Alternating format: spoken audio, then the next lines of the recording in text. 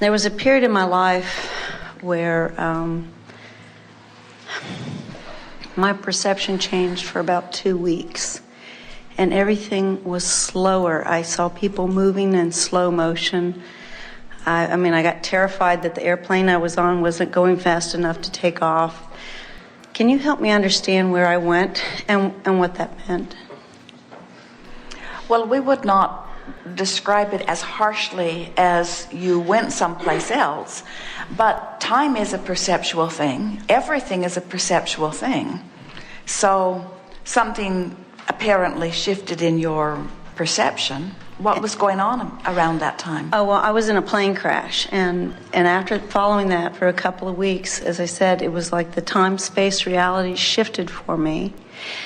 And I wanted to kind of understand what that contrast was about, and why I so desperately wanted things to speed up. Was it a level of comfort, or?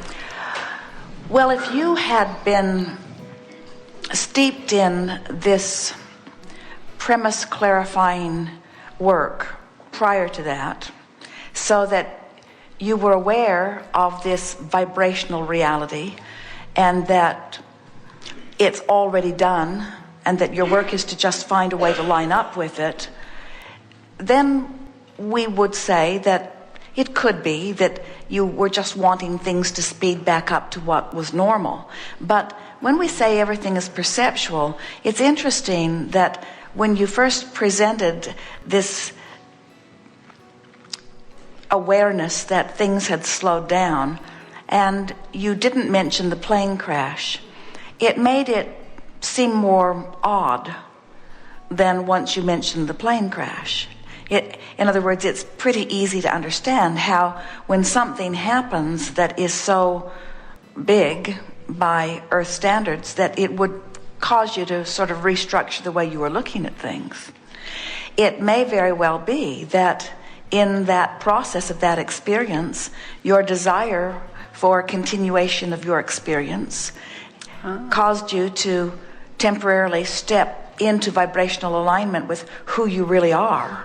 So that was vibrational alignment. In a stronger way, which made everything else appear to be... You hear people talking about how their life slowed down and they saw their whole life pass before their eyes. And, and usually when people talk of that kind of perception of time difference, they're speaking of it from a place of disconnection. But as you address it here, it seems that that extraordinary experience caused, or forced is a better word, because it was a sort of quantum leap sort of experience that launched you into alignment in a stronger way, and therefore you were looking at the world through the eyes of Source just a little bit. Esther and Jerry have had the experience often. In fact, especially in the beginning, Jerry used to say to Esther that if anyone came to her as she is coming off the platform after speaking for Abraham, that in her state of allowing, if someone said, "Come and go with me," she would probably go. Because she is in a sort of altered state. It takes sometimes a little bit of adjustment. Interesting, someone asked Esther just now, why does it take no time for Abraham to leave and a little bit more time for Abraham to come? And Esther said, because when Abraham leaves, they just go. And when they come, I have to get out of the way. And we would say, in answer to what you're talking about here, there is an adjustment either way. In other words, it takes Esther a little bit of time to focus back in to her experience from the vantage point that she is about. However, we think it would be better for all of you if when you achieve your vibration of alignment that you just maintain it. Esther threatens Jerry from time to time, I think I'll just get Abraham to come in and you can just live out the rest of your life with Abraham, because... And there are days when Jerry thinks that sounds good. So why did I want to come back from that then? I mean, if it was,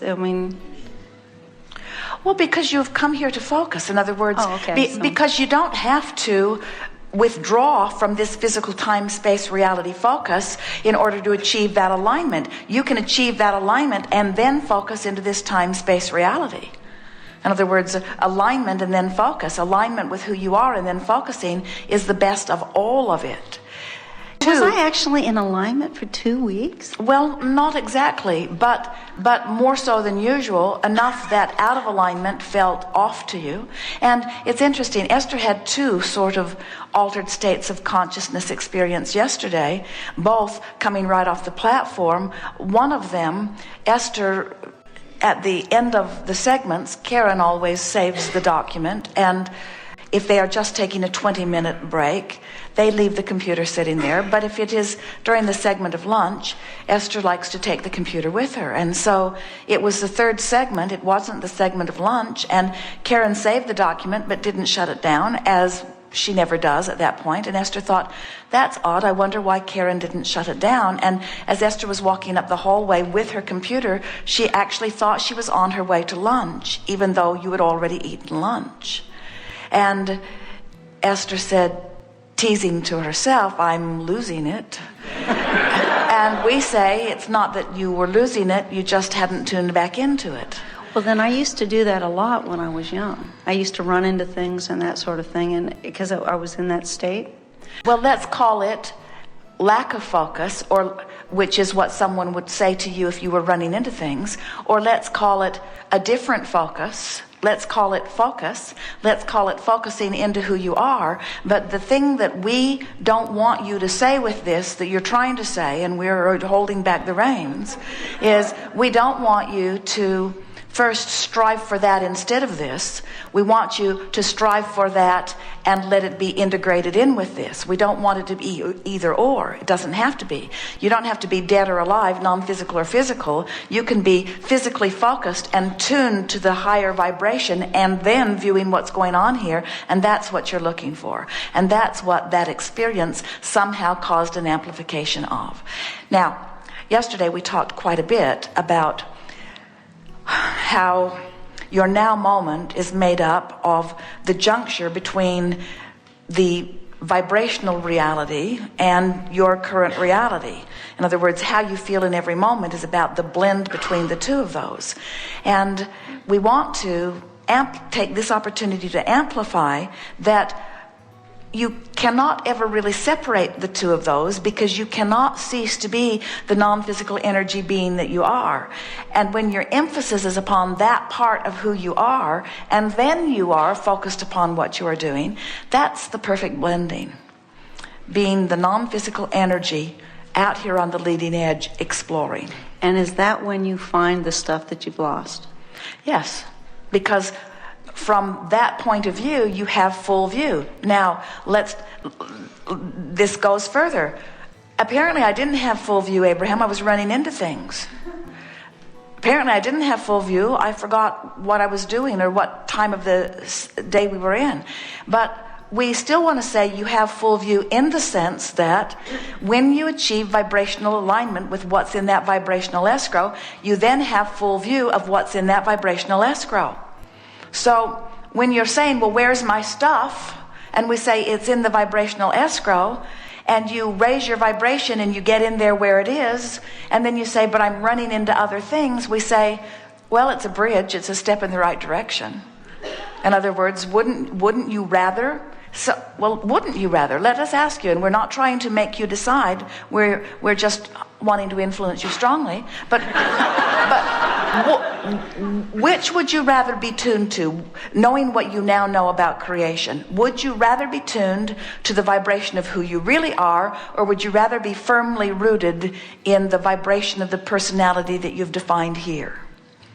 And you might want to say, well, do I have to make a choice? And we say, well, we're forcing this choice right now. If you have the choice of being in alignment with who you really are or out of alignment with who you really are, what do you choose? You say, well, I choose being in alignment with who I really am. And we say, well, even if being in alignment with who you really are makes this temporary experience seem fuzzy, do you still choose it? And you say, well, I'm not sure. Clearly and we say, well, that's those false premises that we've been talking about. In other words, if you want to be so rooted here where you see everything as everyone else sees it, and the other people are agreeing with you in your worldview, do you want human agreement with your worldview, or do you want source agreement with your universal view? Choose that first, and we promise you that once you get involved in that vibration and you acclimate to it consistently